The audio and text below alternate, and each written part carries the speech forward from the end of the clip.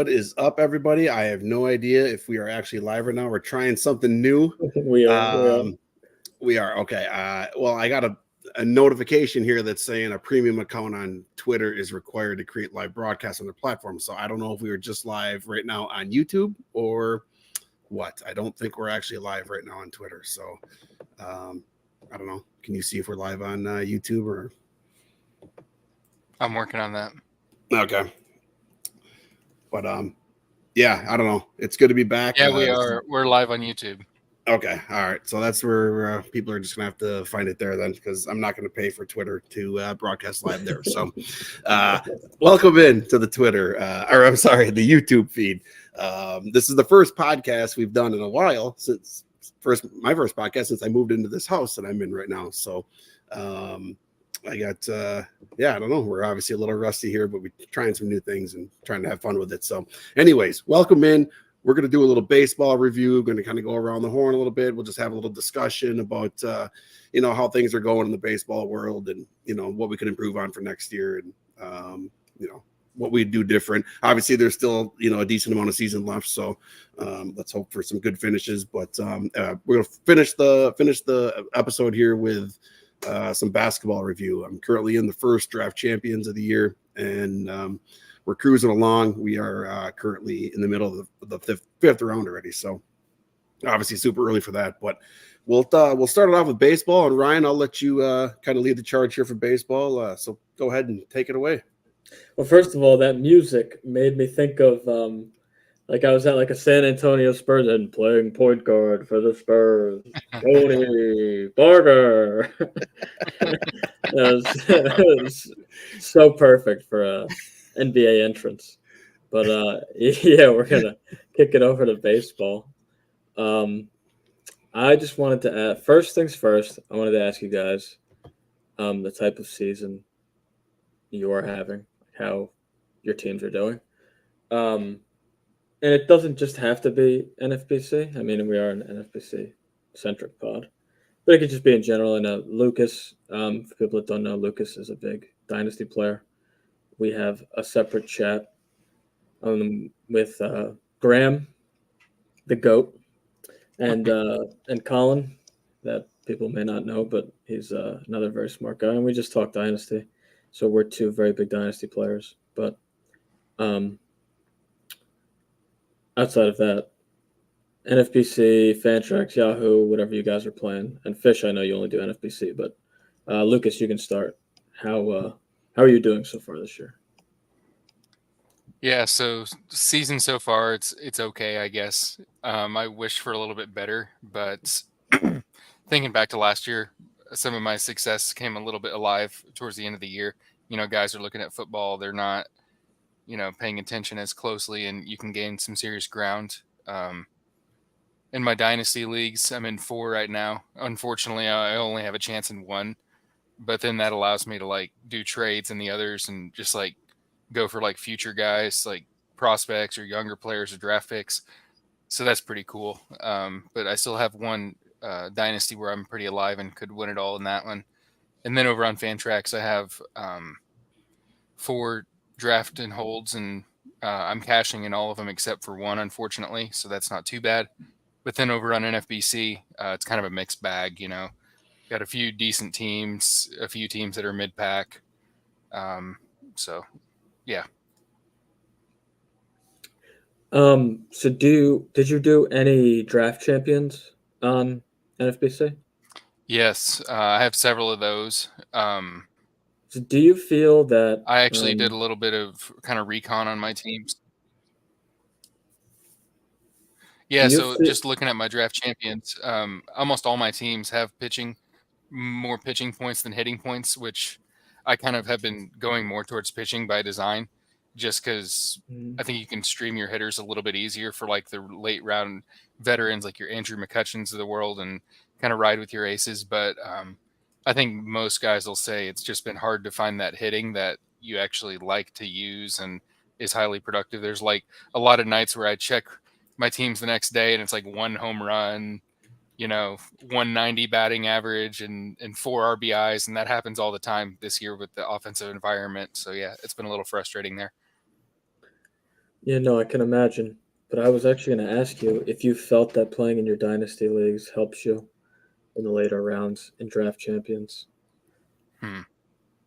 Certain aspects do. Like one guy that I've gotten on like 3 or 4 of the draft champions, and he's not like a big name or anything, but like round 50, Simeon's Wood Richardson, like he's been a solid guy just to have to use for some innings. But like Mhm. we were talking a few weeks ago, and I was like, well, why didn't I have Jackson Merrill on any of my teams? And I looked at his Fangraphs page, and he had 30 games at AA before the season. So I'm like, well, I mean, that's very little experience, but we know that young players don't need that much experience to come up and make a big impact. So we have to go back to the drawing board and always trying to learn more. Yeah, absolutely. And we will get to what you just said a little bit later. But let's go over to Fish for now. For those of you that don't know, Fish only plays NFBC. So no dynasty leagues of any kind. But you did mix in, I don't know how much fab you did last year, but this year I know you mixed in some fab. So in general, how were you doing with fab and DCs? The fab teams are terrible again. It just seems to be it's the common theme year after year. Like I do well in DCs and then I give it all back in the fab leagues. So I think next year I'm actually going to drop all of my fab leagues. That's the plan right now, and just stick with DCs because I mean my main events are like all middle of the pack, all 3 of them, and it's just year after year is always in the middle of the pack, but this year my DCs are both. I'm cashing both of my 4 honeys right now. I only did 2 this year, so let's hope that stays that way. And then I got a lot of other DCs that are right in the mix. So gladiators, I'm going to do a lot of gladiators again because that's the degenerate life that I've chosen, and that gets me through the cold winters. So yeah, I'm going to do a lot of gladiators again next year, and obviously I'm going to do a lot of DCs as well. So. Is there a specific thing that you do in DCs that you feel like you don't do in fab leagues? Do you feel like you go away from your strategy maybe? Is that why you don't do as well? Yeah, so like in DCs, the pitching is just it's at a much better price, right? And then the closer you get to opening day, the pitching just continues to get pushed. And this is one thing that I need to do better if I do decide to end up doing fab leagues next year. Because I can say that I'm not going to right now, and then I can always change. But The opening day main event. Yeah, I love the opening day main event. But so what happens is the starting pitchers get pushed up so much, and I feel like because I've been doing DCs all draft season, that like I want to get those pitchers at those prices, but now I have to pay a super premium price, and I still have just the DC mindset. Whereas I can wait to get him. I'm not going to reach for a guy in a DC because I know I know that I'm doing more DCs. So if I don't get him, I'm not going to reach for somebody because I don't need to, because I can just get that guy in my next DC if I want. And if I don't get him there, then I get him in the next DC. Whereas main events, it's I did 3 this year, which is it's just more than it's most I've ever done. I usually just do 1, sometimes 2, but I wasn't paying the premium. Like in my Vegas main event, I started Freeman, Ellie, and then I took Semien in the 3rd, which, he was an all-star, but if you look at his numbers, it's kind of a down year. His batting average has kind of been, subpar. So I don't know, like my hitting is doing well there, but of course, because I wasn't refusing to pay the premium in pitching, I ended up with Zach Allen in the 4th round, who is a guy that I was fading all year, and he's been solid this year. But he was a guy that I was fading all year because he was going in the 3rd round, and for whatever reason, like he was one of the guys that kept falling into the 4th round in main events, and so I took him. And it's just one of those things where if I'm fading a guy all through DC season, I probably should just not take him in main events. But again, he's been fine. He's been good. So he hasn't been the issue. It's just, the rest of my pitching, because if you wait to the 4th round to take your ace, for me, now your 2nd, your 3rd, your 4th, 5th, it's just later in the draft than what I'm used to. Like I got a whole bunch of teams where I took Strider in the 1st, and like one team I was just looking at, I started Strider, Luis Castillo, Glass now, or no, a hitter, and then Glass now I got in the 4th, and that might be close to a max pick in the DCs. And then I took Senga in the 5th. So I was like loaded up with starting pitchers. But then, of course, Senga gets hurt and then Strider gets hurt. So the team's shit because I don't have any hitting now because I hung my hat on the pitching. But yeah, I don't know. It's just it's a different game, like DCs, because again, I do so many of them. I don't need to reach for pitchers. Where in main events, if I want those pitchers that I've been taking, I have to reach for them, or you're just not going to get them. Because you know what?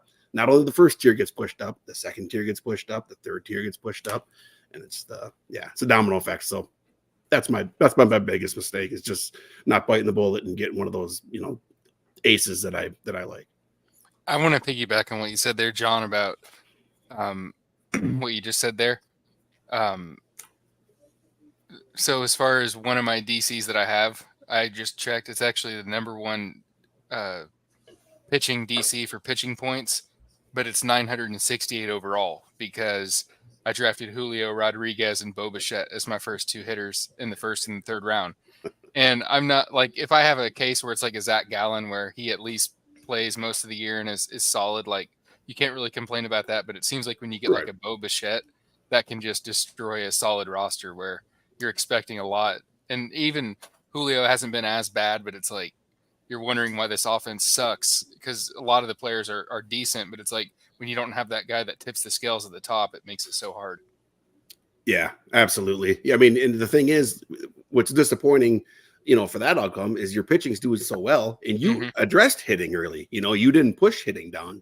It's just the fact that the hitters that you chose, have been busting. And I'm on that Bo Bichette train with you. I have quite a bit. I was really excited, Ryan. I texted you before my second main event that Bo Bichette was running in spring training, and I love when players are running in spring training. That's how I got I was already taking a lot of Lane Thomas, but he was going nuts in spring training. And I'm like, all right, I'm gonna this is going to be a target for me. And I did get some Lane Thomas in main events as well. But Bo Bichette, I was really excited because you figure the average is always going to be there, right? And I don't know. I assumed that the offense would just be so much better this year than it was. They were terrible last year. Like the whole team slumped last year. And I just figure he's in the middle of a lineup. Everybody's going to be better. He's running, which has always been kind of the one issue with Bichette going early is, last few years, he just hasn't really run much. So I figured he'd hit 300 and be 25 home run, 15 stolen base guy. And it's been a disaster. So I'm right there with you, Lucas. And I do have, I have a decent amount, not a ton, but I do have a decent amount of Julio Rodriguez as well. So I'm feeling that pain as well. Ryan, what do you think about Bo Bichette? If you were like in a dynasty league, would you go after him? Curious your initial take, I think he's too talented. I think, I'll answer in terms of like drafting him next year and for dynasty. So if someone's NFBC centric, they can still be useful to them. But I think he's just too talented. Yeah. Vlad was not good for the first 2.5 months of the season, and then he's been unbelievable for the last month or so. So I don't know. It's kind of crazy. It's a very weird year. It's a lot of talented players got hurt, and a lot of talented players have been shit. And some of these pitchers have just had monster halves. That can just carry teams like Ranger Suarez and Garrett Crochet and Luis Heel. I mean, who in the fucking hell was touting these guys? Absolutely no one. At least as like impact starters. I know Vlad was saying like he thought Crochet was going to be the closer for Chicago. I don't think he thought that he was going to be the AL Cy Young frontrunner. And Ranger Suarez just absolutely out of nowhere. So it's just I know I didn't really answer your question. But I just think it's been a really, really weird half. And we got to remember that even though it's only been 3.5 months of baseball, that's still a very small sample. Oh, yeah. And look at the COVID season. I mean, that was beyond wacky. And that was 2 months. Yeah, I mean, even one full season, one full MLB season is still a small sample. Which is annoying because, you want your players to do well every year that you draft, but that's just not realistic. Guys that you draft aren't going to do well. Guys that you draft are going to get hurt. And kind of transitioning to how I'm doing this year, that's kind of just like been my year. I look at I have several teams in OCs that are in 7th, 8th, 9th, 11th, and I look at them like, and I'm trying to think of like, what did I do wrong? And I'm going to pull up this team that's in 11th right now, and this was the start of my draft. The 5th pick, I started with Strider. It's a literal, not a zero, but essentially a zero.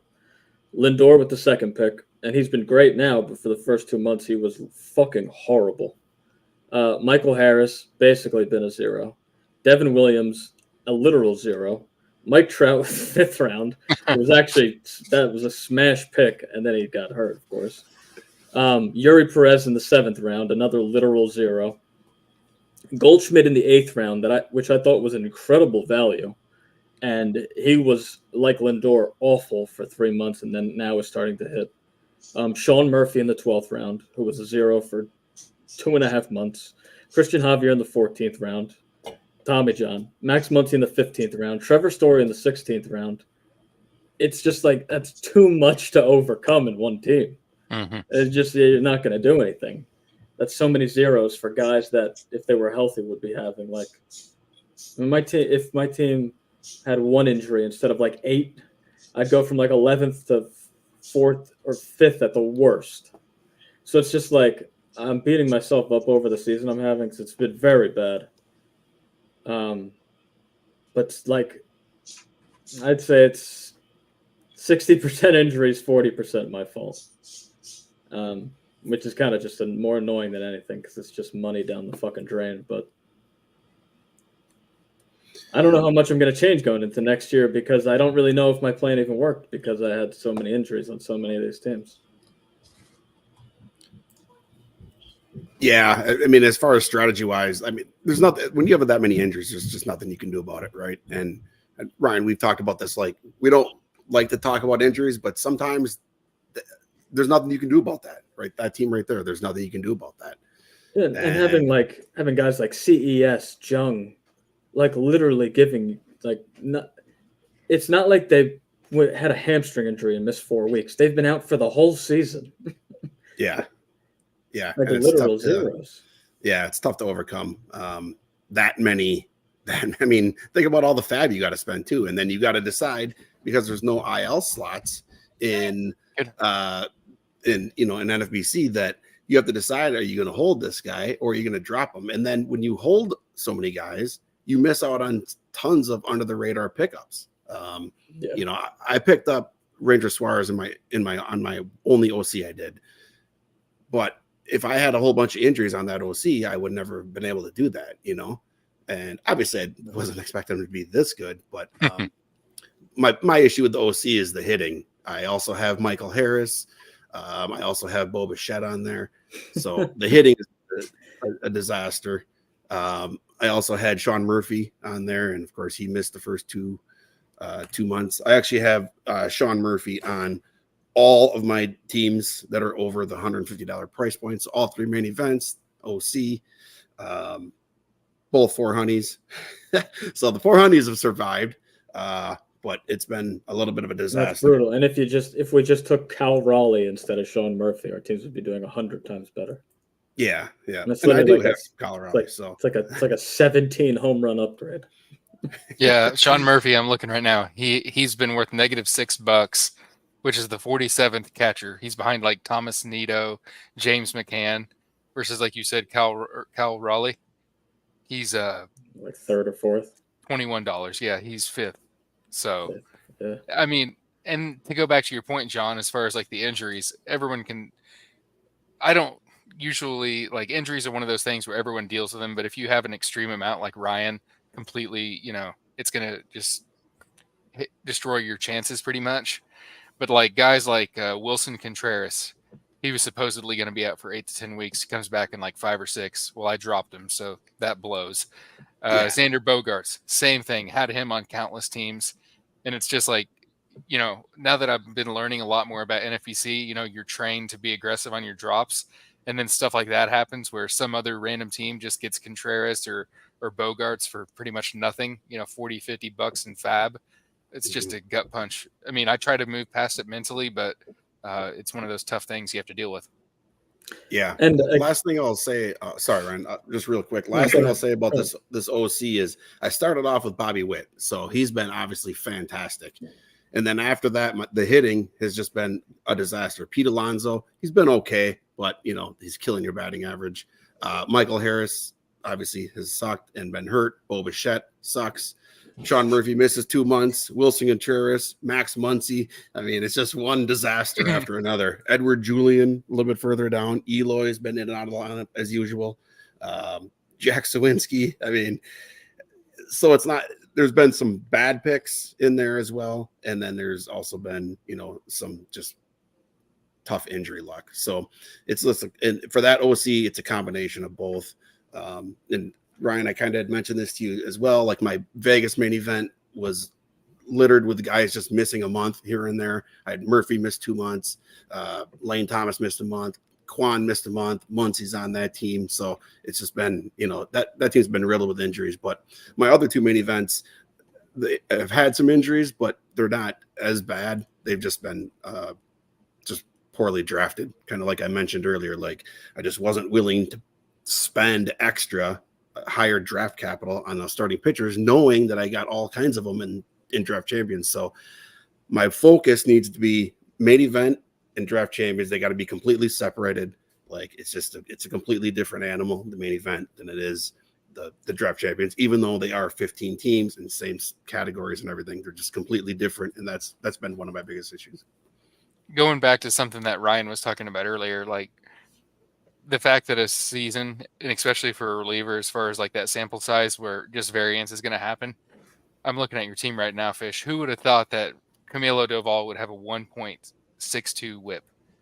I mean, if you predicted that and you faded him for some sort of reason, then hats off to you. But like, there's just so many weird little hiccups that we've had to deal with this year, in addition to the injuries and the poor hitting from some of the guys that you're expecting, a good return out of. So it's been a wacky year. I've heard a lot of people compare this fantasy baseball year to football, and I've compared it to that myself.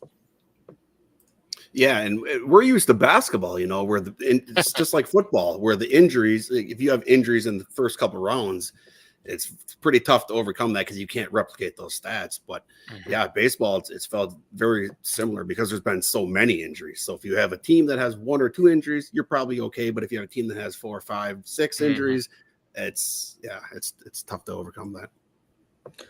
And a lot of because I say 60% injuries, 40% my fault, and the 40% my fault is that so many guys like I think I held on to for too long. But it wasn't even that long, so it's like again hard to beat myself up over it. Like Outman and Sawinski and Jordan Walker, just got like literally gave me nothing. Nootbaar in the beginning too, because he was like injured back. Nolan Gorman, like so many of these late round bats. Even Brian Hayes, I've on a couple teams. He's been fucking terrible. Like so many of these guys that I've drafted just gave me nothing, and I hold on to them, waiting for them to come back, and they don't do anything. Jordan Walker, of course, fucking the Cardinals have him change his swing, and now he's in the minor. Can't even hit in the minor leagues right now. And like Outman, nothing. Sawinski, nothing. Gorman's hitting like 120. I mean, it's just like all of these late round guys I targeted have just been fucking terrible, and I don't really know because I could do the same thing next year and bet on similar talented, skilled players, and then they go off to a cold start. I drop them, and then they start hitting. So it's like I don't know. That's just like the balance of baseball, and that's like the tough part of it. Because like Fish, you mentioned basketball. The thing about basketball is that it's very low variance in terms of like what they do on the court. Injuries play a big part, but you pretty much know what you're going to get outside of like the breakout guys, or if like a star gets hurt, the guy that replaces their production. Outside of that, you really know you know exactly what DeMar DeRozan's going to do. You know exactly what Sabonis is going to do. You know exactly what Jokic is going to do. Like they do the same thing every month. They have the same stat line every month. So it's not even remotely like baseball in that aspect, where guys like just peaks and valleys all over the place. I think Aaron Judge was hitting like 150 with like 2 home runs after April 21st or something, and now he's the best hitter since Bonds. Yeah, I It's funny that you were saying that, Ryan, because I was thinking about like some of the star players in the NBA, like year after year for sometimes like 10 or 12 years straight, like a Steph Curry or LeBron James, like they're at the top of their game, they're at their peak, and every year it's just like a super efficient, amazing year. I was looking at Fernando Tatis Jr. and like his isolated power his first 3 years was 272, 295, and 328, which is good for like a 600 slug. Lately it's been, a 450 slug and a 470 slug, and he's 25 years old. So it's like, it just shows you how hard baseball is, I guess, compared to just basketball is so much more consistent. You have guys that have 10, 12 years of just elite stats versus baseball. These guys are up and down because it's such a hard game, I guess. But yeah. Bryce Harper was like legitimately an average player for like 2 years in his prime. Like age 23 or 24, something like that. After he won MVP, he had like the next 2 seasons were just like okay, and then he went back to being Jesus Christ. That's just like it's nothing like the other sports, and Yep. it's a testament to guys like I'm not like Zach and Zach's not the only person that does it, but there's just a name that came to mind who like keeps track of how well people do in the NFBC. It's a real testament to the players that are consistent, that do well year after year after year, because you have to be really good in the later rounds and in Fab to mitigate the injuries and poor performance.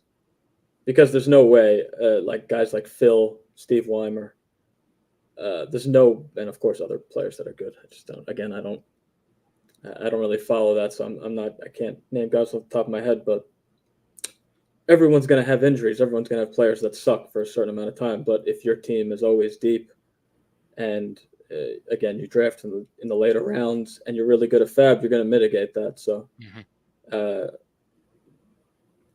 really fucking good players. What they do, I don't know. But I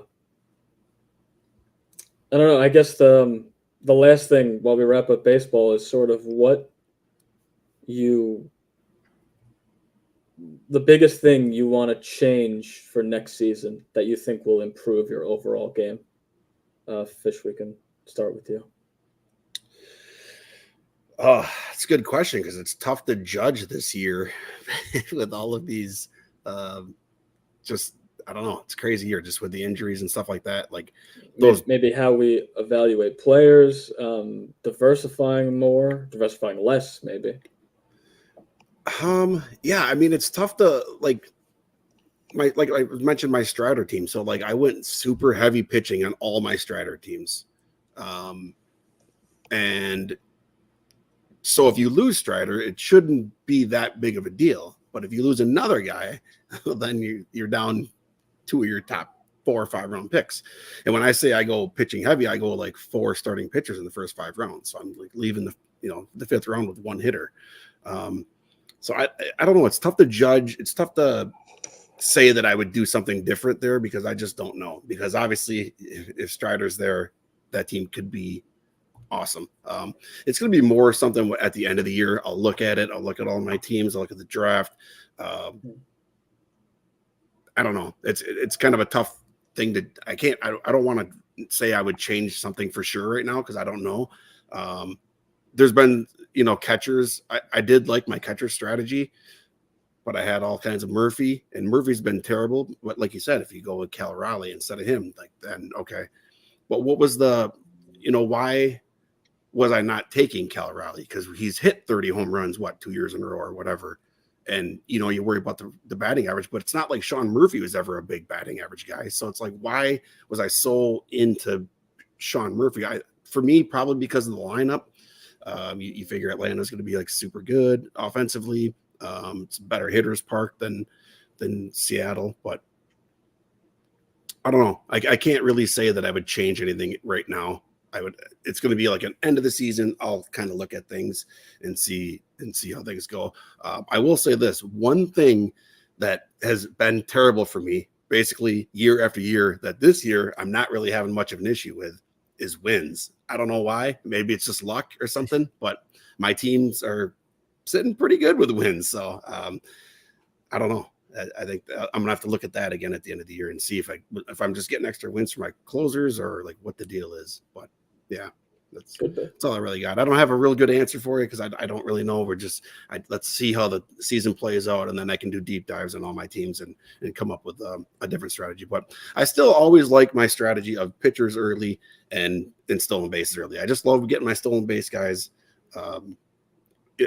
as good players because they're not going to get benched and stuff like that. But I will say this: Stephen Kwan was a guy that I was like super in on this year a ton because of where he's going. I have a feeling he's going to get pushed way up next year, and I'm probably not going to have any shares. But like last year, I had no Stephen Kwan. He was an easy fade for me. This year, all in because of price. Kind of the same thing with Schwarber and Muncy. They were going much later, especially Schwarber. I got a lot of like 8th, 9th round Schwarbers. I have a feeling if things continue the way they are, he's going to be back up in that 4th, 5th round, which I'm probably just not going to be willing to pay. But we'll see. We'll see how things finish up here, and I'll do deep dives and come up with my game plan from there. Love it, Lucas. What about you? Yeah, so definitely been like keeping track of like a lot of like little things that I would change. But one common theme I've seen from some mistakes I've made is like I haven't focused on the big talent and just bringing the big talent onto my team. So I've got 2 examples here. They're both very painful, but in one of my OCs, I'm actually sitting with the most money in the league, and I needed to upgrade my second catcher. And Francisco Alvarez and both Wilson Contreras are both sitting out there. And I'm like, well, they're both sitting out there. I don't have to go that much because I've got one or the other waiting for me. And the same dude gets both catchers. And I didn't bid that much because I went low. I went like probably 50 or 60 on Alvarez, and I probably went like 25 on Contreras. And it just wasn't enough. And the guy gets him, and he has Will Smith as well. So it's like I could have just went for that big talent and just put like $100 on either one of them because I have David Fry otherwise, and he's completely cooled off. So that was a huge mistake because those catchers are guys that you would use in an 8-team league over on ESPN. You know what I mean? So like just not being aggressive on that was a big mistake in my mind. And then an even huger mistake was when the Dodgers played their series, they had a free look, and Jason Hayward had like 4 or 5 RBIs, runs and RBIs combined.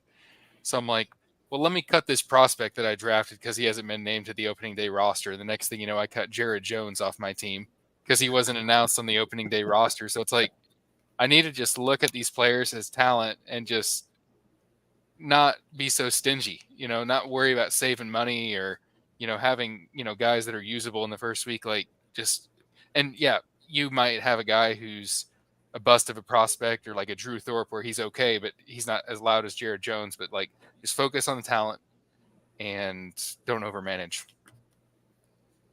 I like that. Yeah. I think the biggest thing I'm taking away from this year is treating the guys that I know won't be big outliers just like a streamer like everybody else. It's really high on guys like Davis Schneider and Trevor Larnach, and there's a few other guys but I would hold on to those type of players for too long thinking they're going to be like 25, 30 homer guys. And instead of treating them just like streamers, on top of drafting a bunch of low batting average guys and expecting them to just hit like Gorman, Sawinski, Muncy, a few others. Yeah, I don't know. I definitely have a few things I need to work on this upcoming year. But again, with the injuries, it's so tough because I don't know. I would say I have like 8 teams that are in the shitter, and I think I'd only have like 2 or 3 if I didn't have 7 injuries on them. So, Yeah, I think it's I think the best thing to do, when the season over is kind of look at your teams that are healthy and see where they finished up. And it might not be just in the standings, it might be a category. Maybe you're way low on batting average and your team stayed healthy. So you got to go see, well, did you address batting average or did somebody just slump? Like maybe you were relying on Bo Bichette for batting average and he decided he wanted to hit 220 this year out of nowhere. Like, okay, well, how are you supposed to see that, but if it's, guys that kind of hit their career average and you still finish low, like that's got to be an adjustment you make for sure. But it's tough with like counting stats. Again, we bring up Strider because why wouldn't you? He's a candidate to possibly strike out 300 guys. So if you finish low in strikeouts and you lost Strider and maybe you lost another, your SP 3 or 4, it's like, okay, well, there's nothing you can do about that. So. Yeah, I don't know. I guess at the end of the year, I'm gonna review all my teams that stayed relatively healthy, and I'm not talking like all health. If I lost 2 or 3 guys or something, that's fine. You can kind of base your theory off that, and you can see like what you need to improve on, what you need to do better, where you can make the adjustments. Yeah, batting average and streaming is definitely things I need to work on for next season. But I think we talked enough baseball. Let's switch gears and Fish, I'll throw to you for some hoops talk. All right, yeah. So I'll pull up this draft board here. It's got no names on it. I don't think anybody in the basketball would care, but better safe than sorry. So it was interesting. I first thing I like to see where players are eligible. The one thing about NFBKC is I don't understand where they get some of their positional eligibility for guys. All guards are only eligible at guard, and then you have a bunch of centers that also have forward eligibility. So they're forward centers. So I like to look at that. I like to see where guys are, and you can kind of base your drafting off that. Like Anthony Davis, for example. So I have team 6 here. I took Anthony Davis in the first. There's no reason he should be forward eligible. He's a center. They don't have any other center. I guess they do a backup center, Jackson Hayes or whatever last year. They didn't end up with Valanciunas, so I don't know why they did that. Yeah. Yeah. In the position, this is all based off of last year. So it's like, why would he be forward eligible? But he is on there. So that just strategy wise, that means a ton, especially in draft champions where you have no pickups, so and you're going to have injuries. So you can move him from forward to center and, it's just so much more of an advantage. So that's like the first thing I like to look at is just where guys are eligible. And then I like to see where players are going to get drafted. I'm always curious, like Wemby goes 1 here. Like, yeah, I think you should go 1, 2, but I could easily see an argument for Jokic. I could easily see an argument for, Shea, even Luka coming off a massive year last year. So I could easily see an argument there as well. But yeah, I like to see where guys are going. And then I like to see how people build their teams. So, yeah, that's just kind of the way I look at it. And this is obviously we're super early and we're not going to get in player breakdowns or anything like that today. But yeah, I don't know. What do you guys think looking at this ridiculously early draft? I was, for one, surprised to see the guy go 5 straight forwards. It's interesting.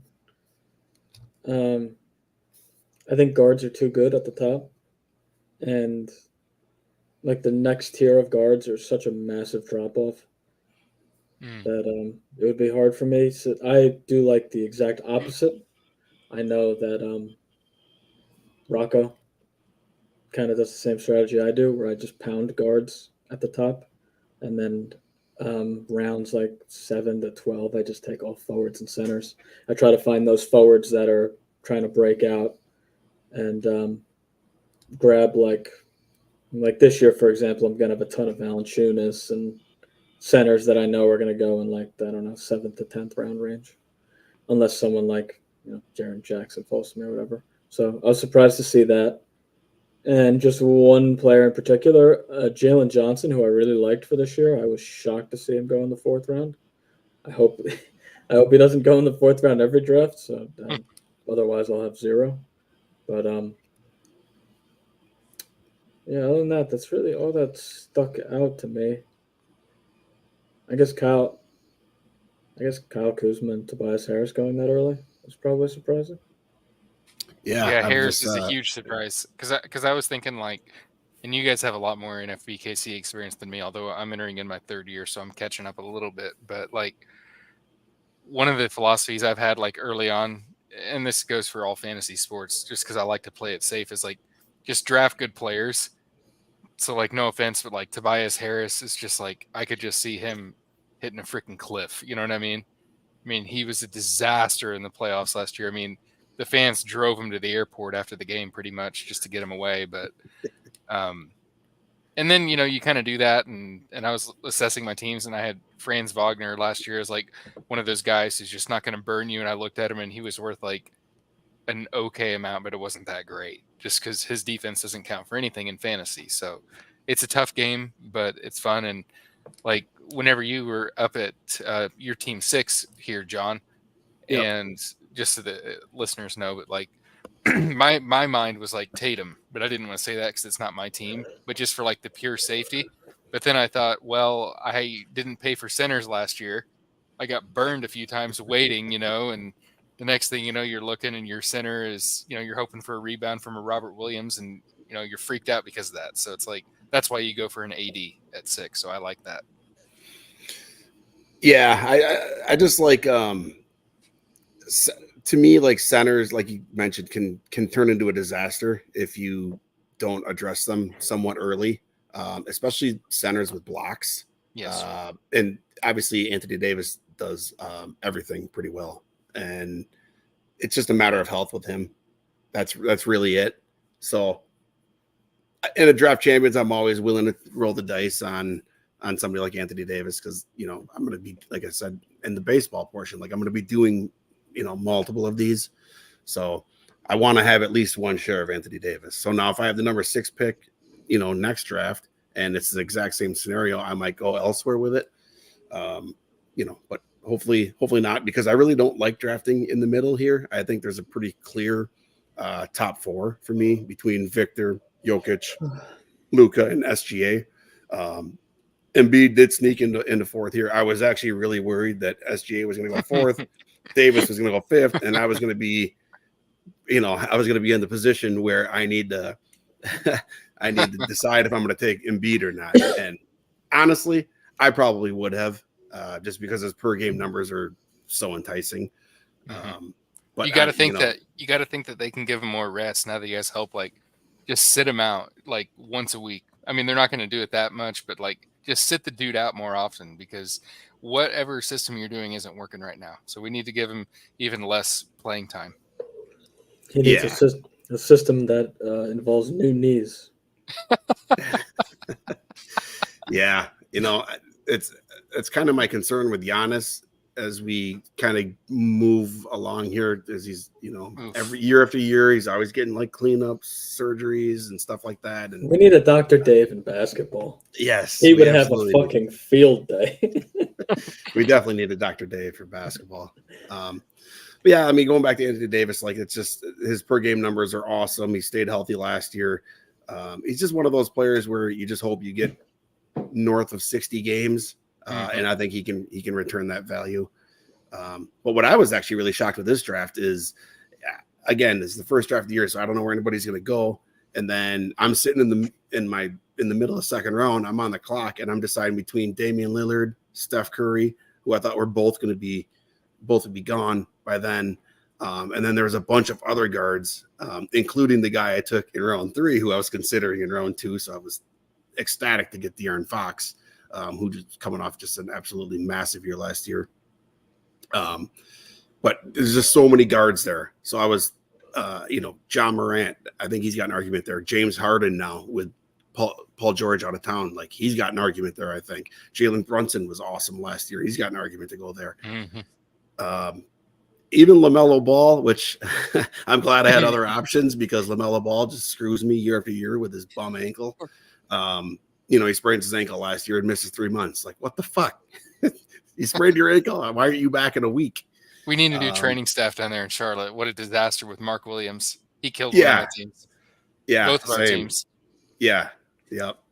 And, you know, I went with Lillard because I think now a second year with Milwaukee, I needed threes. One thing I've noticed in fab leagues, it's a little bit different, but in draft champions, I don't like to get behind in 3-pointers. Fab leagues, I'm okay falling behind a little bit because you can pick up guys that do hit threes. But one thing I noticed from my teams last year is a lot of draft champions teams, I was a little bit weak on threes. So, you know, I went Damian Lillard.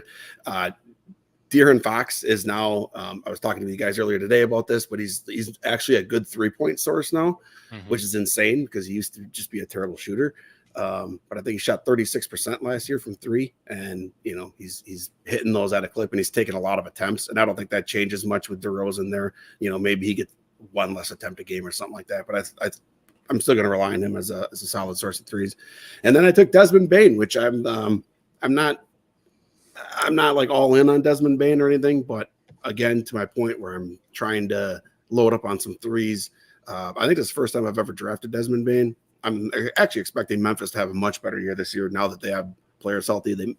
So many injuries last year is ridiculous. You had John Bryant suspended and then missed the rest of the year. Bane missed a bunch of time. Steven Adams didn't even open up the year healthy. So yeah. That was a disaster. Brandon Clark. Marcus Smart missed a whole bunch of time. They missed the most games in the NBA. So not surprised to hear that. Yeah, I'm expecting Memphis to be much better. Yeah, I love the Bane pick. He's one of my favorite players in fantasy. Just does everything with great percentages.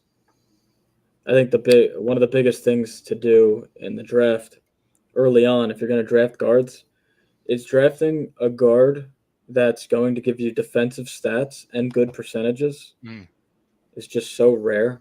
So getting a guy like Bane in the 4th to pair with Fox and Lillard, I think that was the best pick in the draft. Yeah, and then message you guys. The reason I picked Bane is because I wanted to make sure I boosted my free throw percent because the guy I took in the 5th was one of my targets along with Rudy Gobert. But obviously Rudy Gobert went a couple picks after me in the 4th.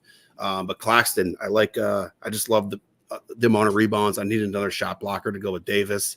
I do have that flexibility now where I can keep Davis at forward if I land another center. But if I don't land another center, I don't need to reach for it because I can always just shift Davis to center to be my, then I'll have my 2 centers wrapped up. But I was thrilled to get Claxton.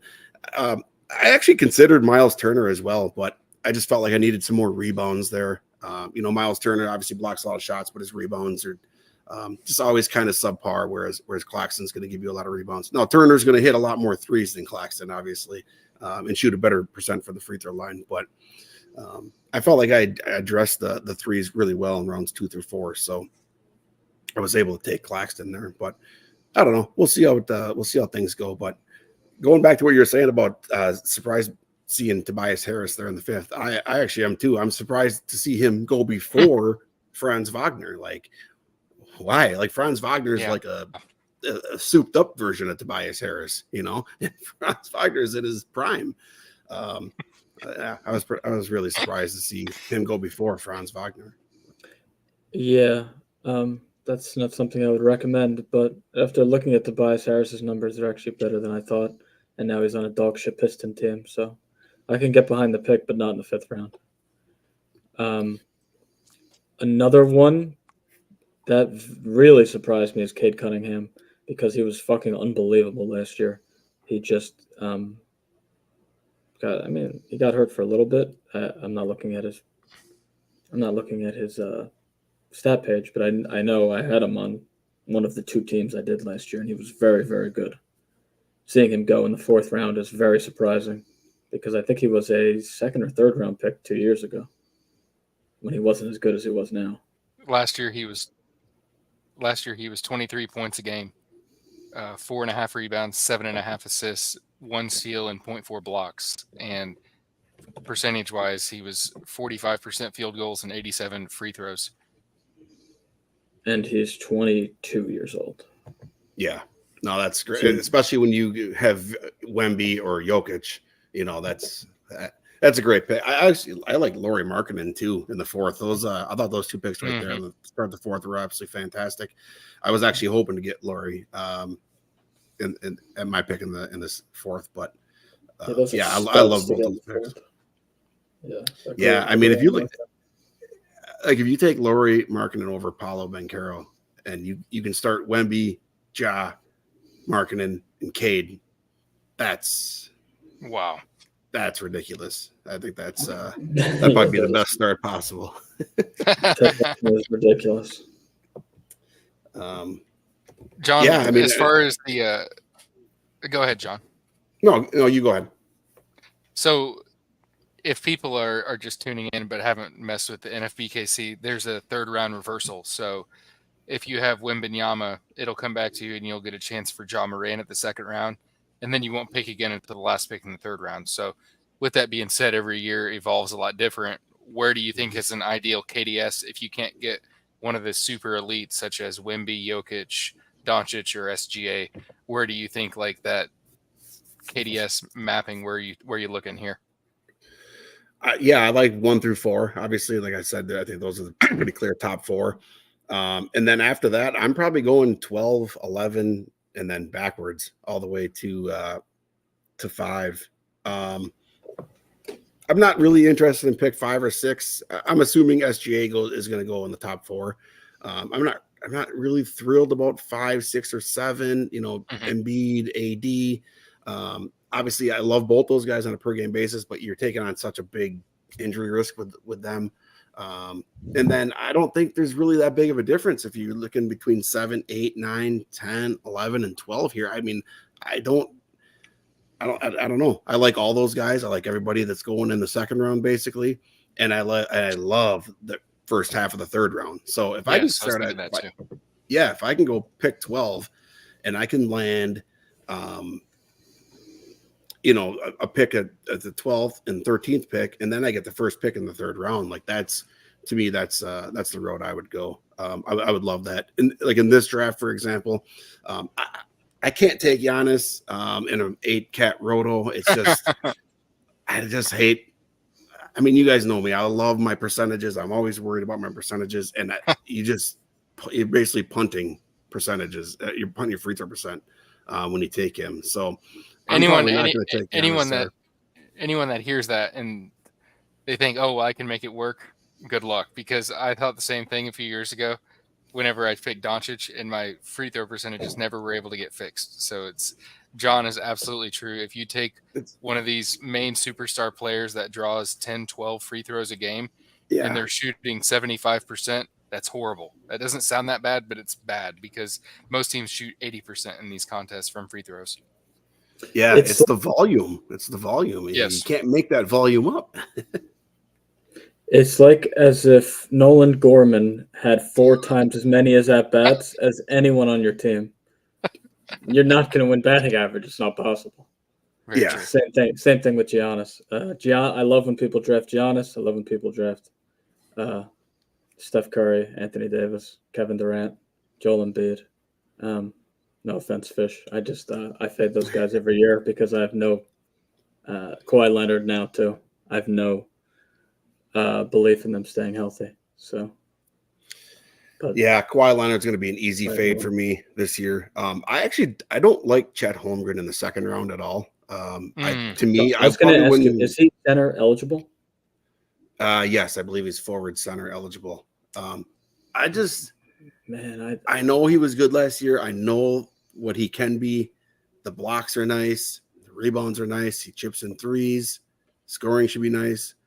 But them adding Isaiah Hartenstein, I just don't know. Like, is he going to get that many rebounds and blocks as he did last year when he was basically playing center? Like, I don't know. I don't like to draft things that I don't know. Now, I'm not saying it's a bad pick. He could be awesome. He could blow up. But I just don't – that early of a pick, I don't like to take kind of unknown situations. I don't know. What do you guys think about Chet? So I was just going to say, because knowing he's center eligible, I don't know, man. Those percentages from a center, near 80% from the line with a 3.5 per game. Yeah. I don't think I know they paid Hartenstein $30 million a year. I think he's a playoff guy. I don't even think he starts for them. And Holmgren played all 82 games. He's going to be 22 years old. I think he's one of the 20 best players in the NBA, or going to be. Yeah, If I had don't doubt that. if I had the 12th pick, I would take Holmgren. If I had the 12th pick there, I would have taken Holmgren, Anthony Edwards, and been very, very happy. Yeah, man, I just can't get there. I can't. Again, it's just the unknown. I just don't know. So there's too many other good players there. Especially, actually, I don't mind it with Sabonis because obviously you're not going to get blocks from Sabonis. I don't know. There's no way I can take Holmgren over Donovan Mitchell, Devin Booker, basically everybody in that second round, other than Kawhi, who's going to be a pretty easy fade for me. So I hope Kawhi remains in that second round. That would have been lovely. Yeah, I don't know. One guy that I was actually thinking about over De'Aaron Fox is LeBron James. Like, I'm just going to keep riding till the wheels fall off. I'm definitely going to have some shares of LeBron James. I mean, his points, his rebounds, assists, his field goal percent, they're nuts. He's good in threes. I think he had 1.3 steals a game last year, though. It's the free throw percent. And then he just obviously the age, but man, I was getting him in the fourth round a lot last year, and it was just glorious. So I was happy to see him going in the third round. So if I'm drafting from the 12, if I'm pretty sure I can get LeBron at the first pick in the third round. I don't know. I don't know what I would do from the 12. Then I'm probably taking. I'm fine with Anthony Edwards there at the 1-2 turn. I'm not going to be in on the Giannis, and like I said, I'm not going to be in on Chet. But maybe a Durant falls there. Maybe maybe I go two guards and then hit LeBron in the third. Address my centers at the 4 or 5. But I don't know. It'll be interesting to see how these drafts play out. And I think at NBKC they're going to release the ADP after 3 drafts. So this is just draft 1, and so I'm guessing probably in like 3-4 weeks we'll have some ADP to go off of, and we can do some shows then. We can really dive in builds that we can do, dive into individual players as well, and kind of go from there. One thing that I found interesting, last year the NBA did a really hard, they went really hard to cut back on the load management, and I think it made fantasy basketball a lot better of a game, even though sometimes these guys are game time decisions, which is annoying because you have to stay glued to your phone even for a 9:30 tip off. But right.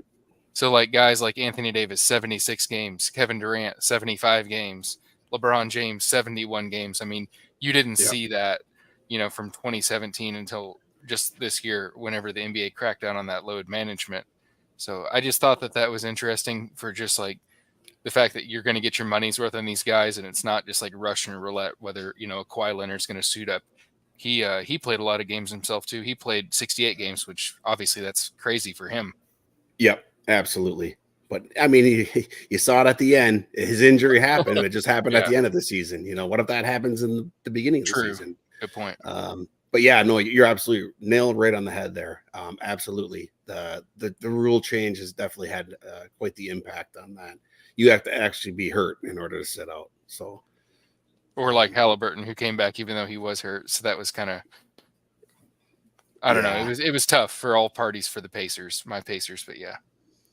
I thought he was going to go a lot later because he was so bad when he came back from his injury. But I guess, you're in a room with a lot of sharp people, so that makes sense. I thought there would have been a chance he would have fallen to 12 or the second round. Yeah, I was wondering about that myself. That's a good point, Ryan. I bet we do see that in some drafts. Once I think there's look into his numbers more. Yeah, I just think a lot of those guys are so interchangeable. Like, I don't know. I could see Donovan Mitchell easily in the first round. I could see Booker at the 1-2 turn. Or Ant being in the shock. Ant being in the second is a shock, even though he could have been picked in the first and the team would have had the same investment. But it's like, when you're thinking of, next superstars of the NBA, you think Ant Edwards, and you see him in the second round, and it's like, huh, I didn't expect that. But we didn't And expect Sabonis in the first either. So right, yeah. But the other thing with Ant is, obviously we saw improvement across the board last year, but he really improved in the free throw category. I think he shot 83%. I could be wrong, but he was definitely higher than he was in the previous years, which is one of the things I was kind of concerned about with him. But yeah, he was great. So 83%, 83.6. So yeah, a good call there. nice. Yeah, which is awesome. And and like Ryan said, he's one of those guys that throws you in blocks. He didn't do as many as he's done in prior years, but half a block a game from a guard is so big, especially these guys that, your Tatums, your Anthony Edwards, they play almost 36 minutes a game. They never sit out. And in a league like this where it's totals, it's not a game cap like Yahoo can be. You want those young guys that you can just ride to the finish line, like your Tatums and your Ant Edwards. It doesn't look like a big difference, but the difference between 0.5 and 0.2 blocks is probably like 20. That's a lot of blocks. Yep, absolutely. Huge. That's kind of why I like Derek White a lot. A lot of his stats. I figured he would go higher than fifth round. Yeah, a lot of his stats don't jump off the page until you look at the blocks, and it's like, wow, that from a guard. It's pretty insane. And they're going to have no Porzingis for the first 2 or 3 months of the season. Yeah, that's a good point too. I could have seen White being like one of those guys that was like maybe in the 4th round somewhere, because people are looking at the whole picture with him. And even though he's a 15 PPG kind of guy, like, we're a very smart, advanced fantasy society, so people can look at the full picture and maybe talk themselves into Derek White. Yeah, I mean, a 15, 4, and 5 with a steal, a block, good threes, and elite percentages. He does everything. Three threes a game he's good. To your point, Ryan. He's above average in every single category. Yes. Crazy. Absolutely. Last thing I'll say about this draft so far is I'm really surprised to see Jamal Murray in the middle of the 5th round. He came back healthy last year after his his torn ACL, whatever. And I don't know. I just think he should probably go higher. I think he should probably go at least in the 4th round at the latest. I feel like that's a pretty good price there in the 5th round for Jamal Murray. Good percentages, threes, points, gets a lot of assists. I don't know. I think that's a pretty good pick there in the 5th round. Yeah, it definitely is really good percentages too. Yeah, I completely agree with that, John. He's one of those guys, like, the Denver roster just keeps getting worse and worse every offseason, losing Bruce Brown. Now they lose KCP. Like, they're going to be riding him like crazy. And whether he can hold it or not, we'll see. But he's young enough. Maybe he can. Yeah, absolutely. Super high usage guy, obviously. But that's why he gets so many assists. Alrighty. Anything else, or should we wrap it up? I think I said all I needed to. Cool. Alrighty. Well, I guess we'll probably be back in, I don't know, sometime in August. I would guess late August. Once we get some more ADP comes out. Yeah. Once the ADP, once we get some of that and can really start diving into some basketball, and we can go from there. We'll cover some rookies, kind of what we're seeing there and everything. But I think that's all I got as well. So it's good to be back. I had no idea that we couldn't stream on Twitter anymore unless you pay for it. So it was quite the mishap early on when I hit go live and all of a sudden the countdown's going and I can't see. I have no idea what's going on because I'm getting an alert that we can't stream on Twitter. I'm like, all right, sounds good. But at least we got it out on YouTube. So cool. Well, Lucas, thanks for joining us, and we will catch everybody next time. Thanks for having me.